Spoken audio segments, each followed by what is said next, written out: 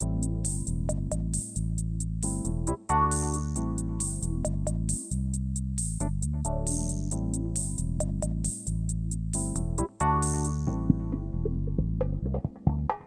to the After the Show Movie Podcast, brought to you by your hosts, Ascully and Cidtalk.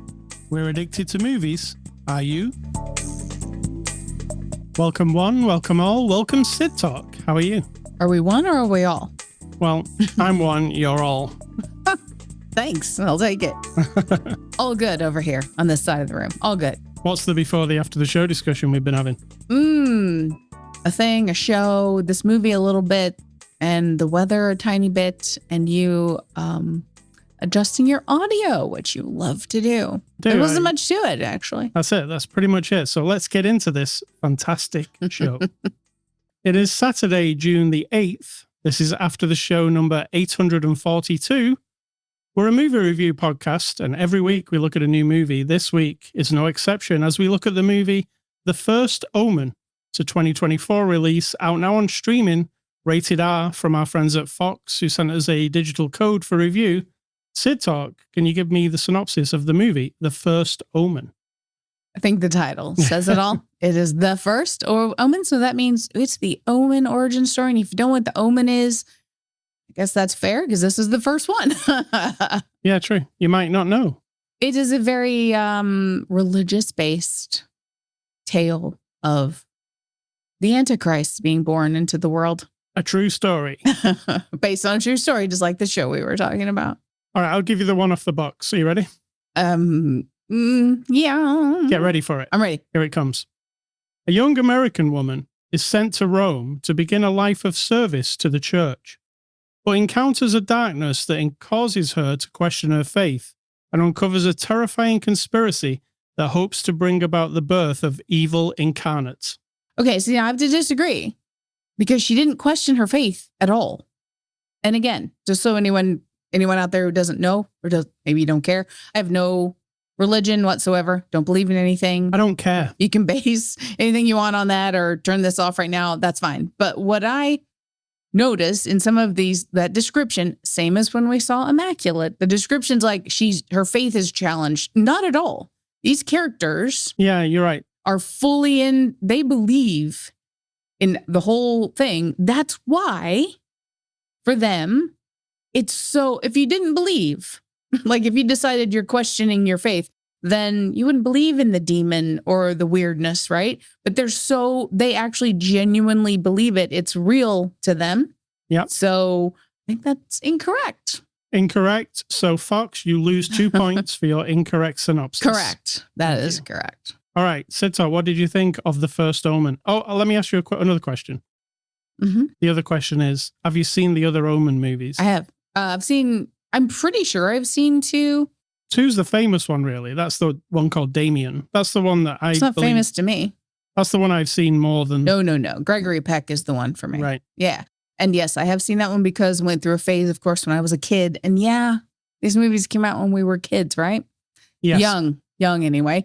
Watching them on late night TV or on VHS, Against the Rules, maybe when I was a teenager. So Rosemary's Baby and this and The Exorcist, they're all sort of like in this bundle of Catholic, evil, demonic goodness. So to me, the Gregory Peck original is the one.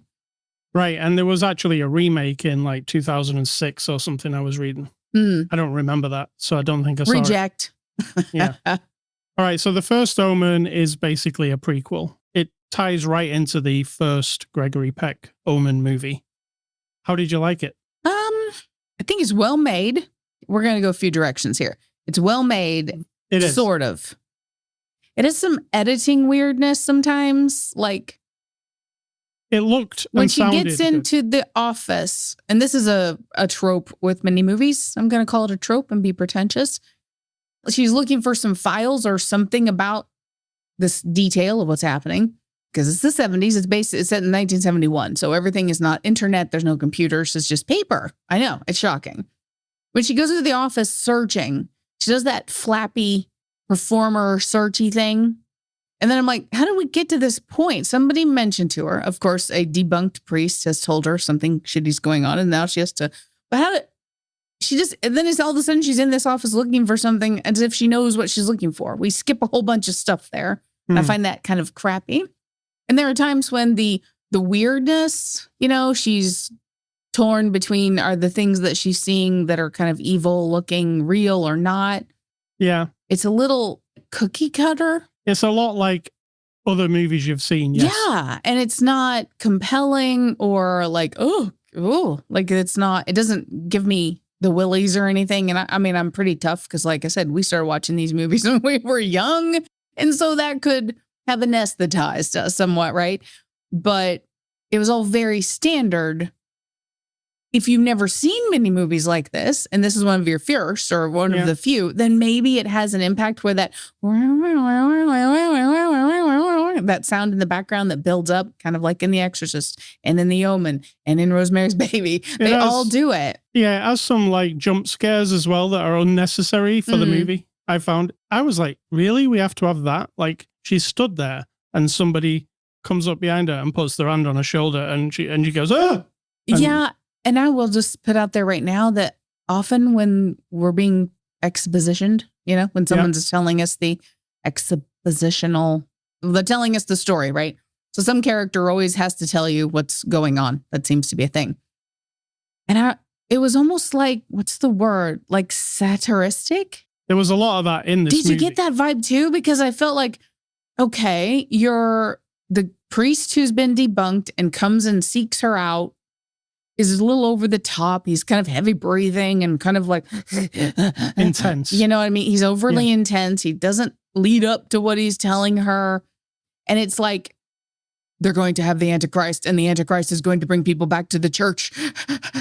And you're like, kind of giggly. I felt like giggly. Like, it's almost like, am I supposed to be afraid of this story? Because it's not intimidating to me. It's almost like a black heart. It's like they're saying, there's a whole nother movie that came before this that actually comes after this. And we know that half of the audience don't know it. So, you think that's the exposition? So we have to overly explain everything. Because they did a lot of that, didn't they? Like, okay, now we're in a room. Here's like 3 or 4 minutes of a guy telling us stuff. And then we go, all that's happening, eh? Because we didn't know that until now. Without it. But then there's other parts where you feel like you're relying on everyone to have seen the other movie. So it's kind of like a hard combination sometimes. Yeah, I think that's what's difficult about making a prequel to a thing that's years and years and years old that a younger audience maybe have never even heard of or seen. And then they come and see this and they're like, what? But then are they really making the movie for them? You know what I'm saying? They know that we're all still alive pretty much. I mean, not all of us, but a huge part of the population will be like, The Omen, right on. Like, I've known about The Omen for 50 years, right? So I'm interested. Yeah. So they're kind of leaning into that potentially, but. What I liked about it, that they committed to making a film that looked like a 1970s movie. Looked and sounded like one. Absolutely. Yep. Even down to like it being grimy and film grainy and kind of shitty looking sometimes. They committed to that. They also committed heavily to really going there with visual imagery. Oh my. I mean, they didn't hold back really. I just read that they did hold back. There was 16 seconds cut out of this movie because they couldn't get it past the censors. And you're like, what? What could have been in that 16 seconds? Yeah, exactly. Because what I saw was enough. It was a lot. To make me go, wow, they really went for it. Like this is a mainstream studio movie, and we're doing like some crazy shit in this movie towards the end. Absolutely. But the last 20 minutes is pretty crazy in general. And similar to Immaculate that we watched a couple of weeks ago, it's almost got the same, it's a slow build, slowish movie, and then in the last 20 minutes it goes nuts. And this one does the same thing. True. And I thought that some of it was in this movie in particular, the first Omen, the middle part actually, I thought it was slow and draggy. Like it seemed like nothing was happening for a while apart from we're just wandering around. In a minute, somebody's going to come up behind her and we're going to jump. I think that's because, I'm just guessing, we sort of have amalgamated Immaculate, The Omen, and this into one thing. And you're like, in your brain, in your movie watching story Feel observing. like you've seen it before. Yes, you're Yeah. like, I know. Yep, I know. It's creepy. There's one nun who is like the fun nun and takes her out on a night drinking. And then there's the nun who you're scared of because she's the disciplinarian. And then there's like the creepy, crazy nun who ends up jumping off a thing and catching herself on fire. Okay, got it. And then there's like children everywhere, which makes it super creepy. And then also kind of extra like sad because you're like, what are you doing to the children? And then, you know, all this stuff is like the soup of it. And you're like, got it. And you're just swimming around and they're looking for the nugget of goodness, you know, like something else. So it kind of looking good. And her, the main performer lady, because she's good and I really enjoyed watching her all the time. Yeah. That kept me going. Not comparing this to Immaculate, but I was thinking earlier, if I know these came really close together, if we'd have seen this one first, would this have been our favorite and Immaculate would have been second? And if we'd have saw Immaculate first, would that be our favorite? You know what I mean? Like, I mean, I'm not even going to say one's my favorite, but I know what you're getting at. Because they're so similar, and they really are similar. You're watching The First Omen. If you've never seen Immaculate, it won't Right, register. but here's the deal about Immaculate. And they're not similar at all other than story. Just the beats, the story. Well, the beats. story, right. We've got, okay, so here's the It's not story. the same plot. A young woman comes to a nunnery place Same. and something very dark is happening. And what's actually happening is that the church or some portion of the church, being Catholic in both instances, is sanctioning the creation of by means we do not understand fully. Right. Well, in one we do, in the other, I'm not sure about the jackal in this one for totally. So He did say in one line, the father isn't human or something. I know, but how did they manufacture this jackal? We have no clue They about. used church money and incense, Frankenstein, myrrh. I don't know. Exactly. We had no explanation. So in one, we have a jackal impregnating a young woman who has already been born with the 666 on her. Yes. Some fucking how. I don't even know for sure how. And now she has to mate with the father of herself. Okay. Yes. So in both of these, we're bringing into the world some sort of abomination. In one of them, they've used the DNA from Jesus from the nail to make a new Jesus. And that sounds mental, but that's what happens. That's what it is. And then in the other one, they're using this jackal DNA, which is Satan, I'm assuming, or something horrible, to make the Antichrist to scare the shit out of everyone so they come back to the church. Yes. Either way. So those are the story. That's the similarities. And then you get, like I said, the fun nun, the terrible nun, the weird rituals of marrying God and laying on the floor with your face in the dirt and all that shit. You know, all the weirdness. Yeah. The difference is this. Immaculate is sharp-edged.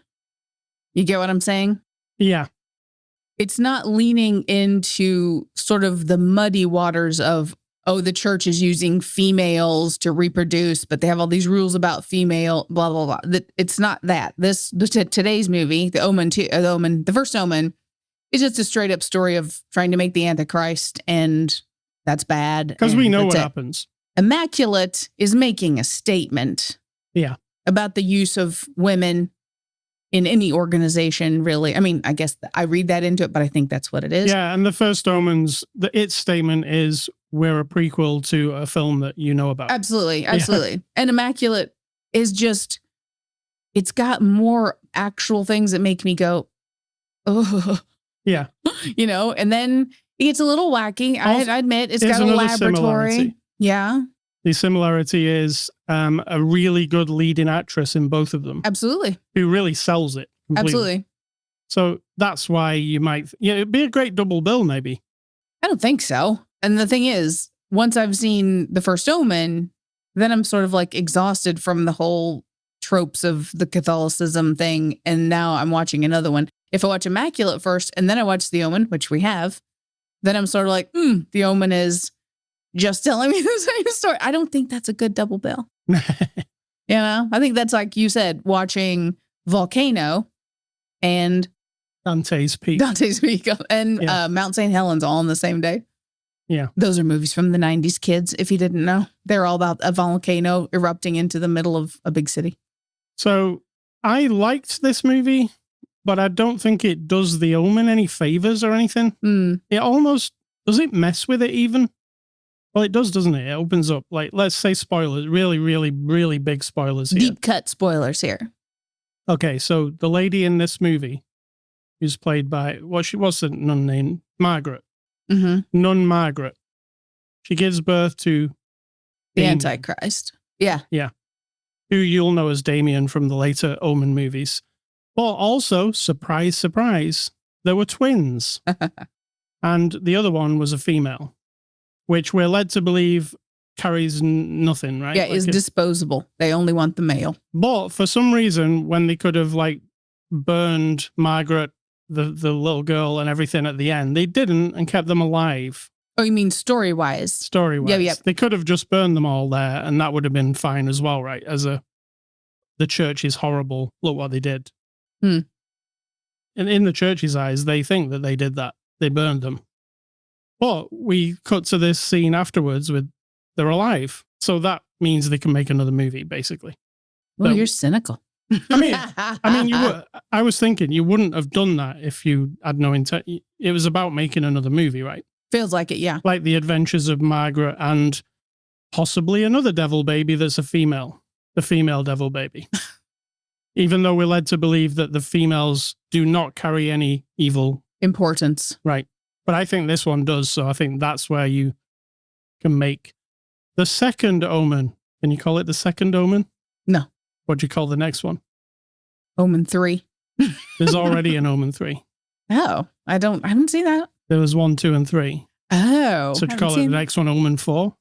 I don't know. It's weird. It just gets too weird. So stop it. Stop making it. I like the special effects.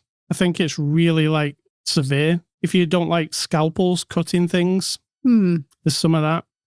There's also a, you know what I'm talking about. A hand that comes out of an opening. Yeah. That's rough. Yeah. A hand out of an opening, and then there's some grossness to it. I was like, wow, they're really going for it. Showing you it and not cutting away from it. It's gross. I don't know. Also, we're very hardened because a lot of it didn't do anything to me whatsoever. It made me I was like, go, I've "Ew." seen that. I've seen the latex thing getting cut with a scalpel. I've seen the whatever, so. I didn't like the baby sack. Oh, the baby sack was fascinating. Yeah. There's a sack with the 2 devil babies in it, and then he cuts the sack and it... No, it's not the devil baby. It's the Antichrist. I don't think that's the devil. I think it's the same thing. Have you not read the book? No. Of the devil, not the actual representative of the devil. The devil's right-hand man / baby. I still need to know where the freaking jackal came from. They didn't explain it. But I thought that they And were also, not... what did he do? Possess the dude who she met at the bar, and they hooked her up at a bar. Yeah. Then she ends up, she doesn't know it, but she's been date raped essentially by a dude who's possessed by a jackal. Yes. That we don't see any of that whatsoever. If you And we look at only him know closer, later. he looks like a wolf man.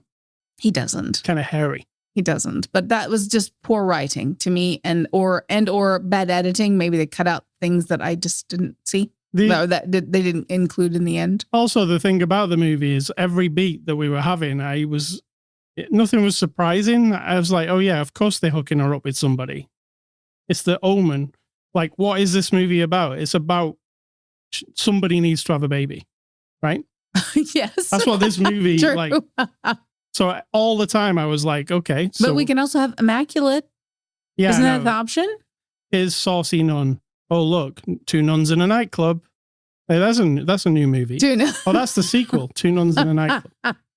2 nuns walk into a nightclub So when the 2 nuns with are a in the jackal. and they dance into Boney M and they hook up with 2 dudes, I'm like, okay, so here comes the baby. So this has probably been it's all like in my head what's going on. But see, you had to make that up because I was like, what is going on here? Because are we just entered? When does No, I was I just thought it was going to be immaculate conception yet again. I was just thinking of the outcome and how it's going to, all the time I was thinking, I understand the outcome. And the only thing that actually surprised me is there was a second baby. And Okay. I don't know how I feel about that. I don't know if it makes it better or worse. Like, I don't know if it's effing with the original movies. I mean, it is. I mean, right? it's definitely making a statement that the male is important and the female is disposable because they were just leaving her behind. So that is part of the story. So the next one is the Wokeman, where the female empowered devil baby. Oh my gosh. Something like that. Maybe. Who knows? You went there. All right, let's get on to the cast. Nell Tiger Free plays Margaret. What did you think? She was my favorite, I said. She was good. Yeah, I mean, definitely. She has to be stressed out and emotional a lot, and she does a good job of it. I mean, I don't know what else to say. She's good. Yeah. Ralph Ineson plays Father Brennan. He's the guy from The Witch. I really like him. I do, but I don't always understand what he's saying. Sorry, everyone, but I don't always understand and he's stressed out. I get it. Yeah. He's a priest who's been dumped out, and so now he's coming to tell her the bad news, the exposition of the story. But he's and so I had a hard time sometimes, but I know the context, so I just went with it. Charles Dance plays Father Harris. Blink and you'll miss him. He's from Game of Thrones. He's in the opening sequence, let's say. Yeah, also in Omen movies. Yes. Never walk on a sidewalk where anything is up above you. If you see scaffolding, run the other way. Run away. If you see windows up above, and any, just don't go near buildings that are more than one story. Exactly. And finally, Bill Nighy as Cardinal Lawrence. I felt like Bill had a statement to make. I don't know what his position is on religion, but it seemed he was not the good guy. So that's interesting. He was half creepy and half like, oh, familiar figure that I like. But then, oh, I don't like this version of him. No, he's awful. Yeah, so it kind of worked in that way because when he came on the screen and he's greeting her from the airplane. Oh, I felt he was creepy immediately. No, I was like, no, friendly face. No. I like him. I know enough about these stories. I'm preloaded with don't trust the priest. All right, IMDB reviews, what are those? Those are reviews on a website called imdb.com, where the people give things 1 star. And you like to make fun of them when you don't like that they gave it 1 star. All right, so the first person says, this film is to be avoided by all lovers of The Omen. Okay. They will not find the same anguish, intensity, or connection with reality that the original trilogy gave. Here, everything is based on sound and image effects, which what makes The Omen strong is precisely its anchoring into the real world. This film is supposed to be the prequel. However, a large part of the film is based on the discovery of the identity of Damien's real mother, who turns out to be a jackal woman. A jackal woman. Second one says, an insult to the creators of the original. It commits every crime a prequel can commit. It steals scenes and exact camera shots from the original. It contradicts the major plot points. They want you to remember the nanny who hung herself and the priest who gets impaled, amongst other scenes. It sucks. I can't disagree with that. Blatantly. Yeah, they just did the scenes again. Yeah. Blatantly. Not even you have a nun hanging herself and a priest at a pole comes down and kills him. I mean, my goodness, Yeah. I mean, you could say, well, yeah, we're dealing with supernatural. Depending on who is causing those things to happen. So we're going to say the Catholic God and or the Christian Satan person, whoever they are. Is that the only tricks they know? I mean, can't you just drop dead? I mean, even fucking, what's his face with the... He can just look at you from a distance and you're dead. I don't know what that is. Luke, I am your father. Oh, you mean Darth Vader? Yes. He doesn't need any tricks. He can just and that's it. You think about it and you're gone. You're done, right? Do these two powerful entities not have that? We have to use... I mean, I guess in a movie, having people just drop dead doesn't seem that fascinating, but... All right, and the third person says, I went into this movie aware that it was a slow burn. This is fine, as I really enjoy movies like The Invitation. However, a slow burn movie maintains the suspense throughout the movie. This one just drags on and on. I needed a bathroom break. I went for one, and when I came back, I didn't miss anything. To top it off, there are continuity issues between this movie and the original, which irritates me. Irritate. So they're the people who gave it a 1 star. So extras, we didn't see any extras because we watched the streaming version, but we can give this movie a score. I'm going to give The First Omen a 6 out of 10. I think 5.8. Yeah.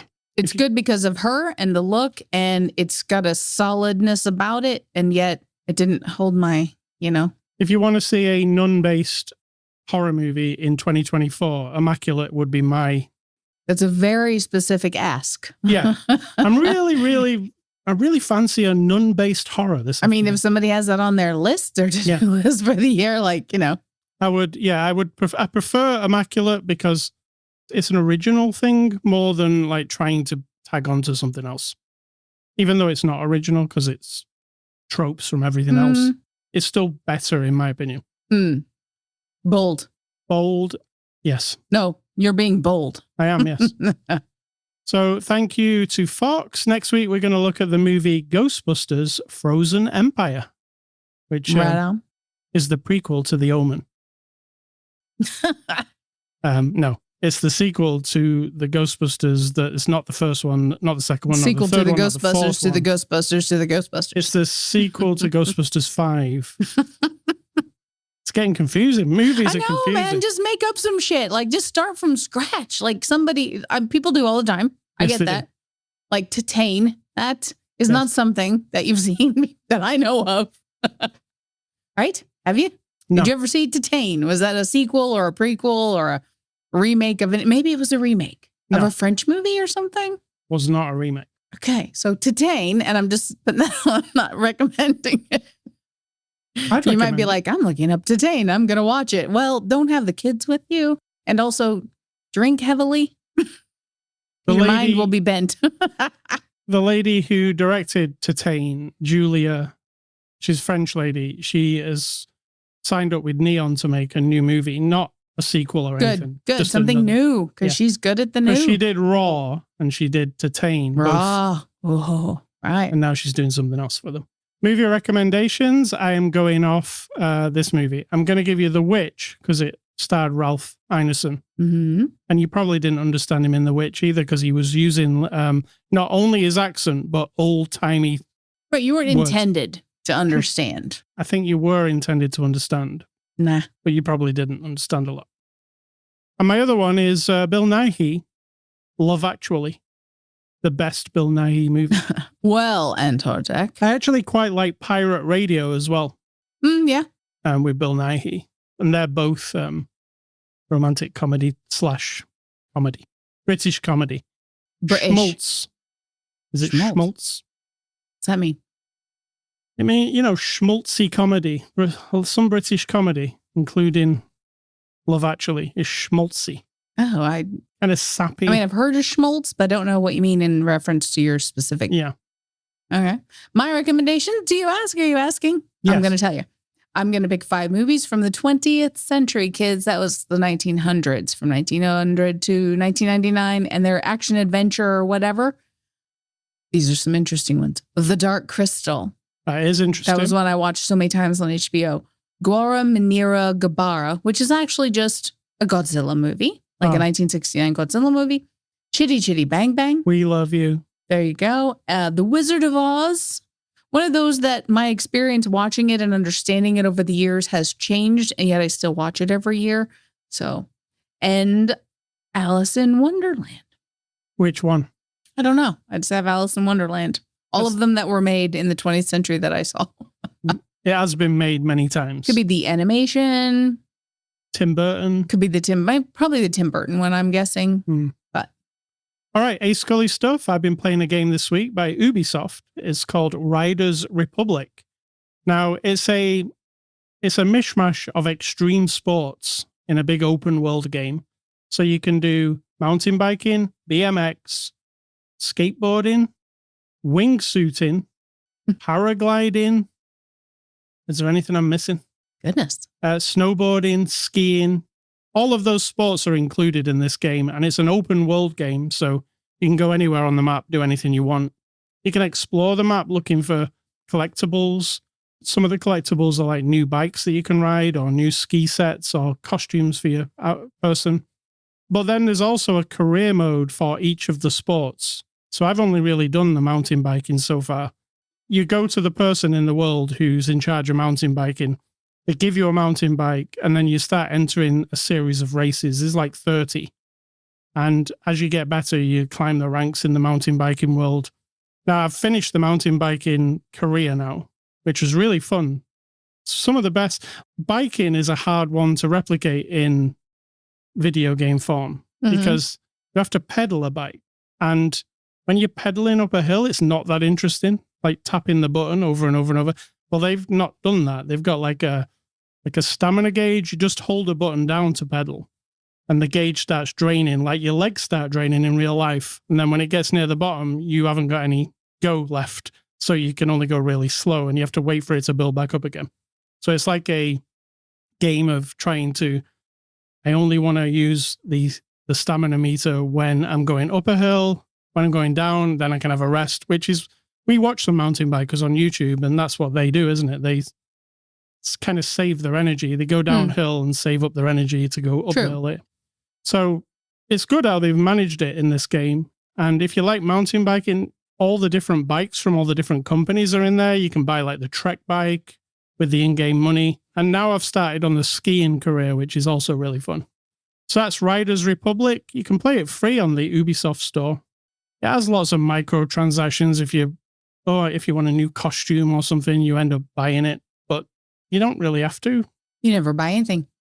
You know what? Why on this game in particular, it gives you, when you finish these races every so often, it goes, oh, here's a new shirt and here's a new pair of pants. And that's fine for me. Like, I don't look like the regular character from the beginning anymore. I've got a new outfit. And that's fine. I don't need to spend $10 buying something weird, you know? Right. So that's Riders Republic. Cidtalk, what's for dinner? Tonight we're having the Taco Bell. Not sponsored. We're just having it because I like the grilled bean burrito. We're vegetarian. This is why we're telling what we eat. I don't know if I've told you that the last few weeks. You have. People still wonder why or how you can survive without eating meat. And we have successfully for now since 2009. We have. I mean, I'm robust, and so I'm not lacking anything. I'm getting all my nutrients, all of my calories, plus some, because I love bread and sugar and all that goodness, and potatoes and Taco Bell. So tonight we're having the Taco Bell because they have a good black bean menu now. So yeah. And then my advice, is that what you're saying? What's my advice? Yes. If you're competing, compete. If you're not, don't. How's that? Is that it? Well, I mean, think about it.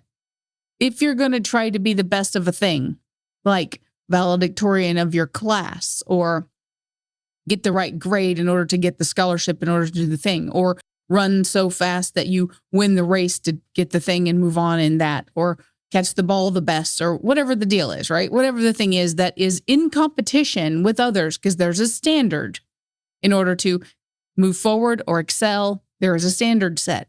Fair enough. I'm all for it. Some people are just kind of driven that way, right? If you're not, my marriage is not a fucking competition with other marriages, right? It isn't a game. It isn't oh, look what they have in their house and look how they live their life and look at the choices they make. And oh, I'm failing to keep up with them. I'm not excelling past them. I'm not doing better than them. Because that ain't a competition, right? You're going to be dead someday. And if you care that your couch isn't new enough because you just went to your neighbor's house and they got a new couch, you need to work on that because it's a waste of your time. It's a waste of your life. Don't compete if you're not competing. Right. I mean, that's all I could boil it down to. All right. Thank you very much. Sure. Anytime. Ascully.com, that's the place you can go to get this podcast. You can also go to Twitter, Facebook, Instagram. We're on the social media. I'm Ascully, she's Cidtalk. The podcast itself is on Spotify, iTunes, Amazon Music, YouTube, anywhere that podcasts are available, you will find a podcast. I don't think I mentioned, oh yeah, I did, iTunes. It's on iTunes. It's on all the stuff? It is.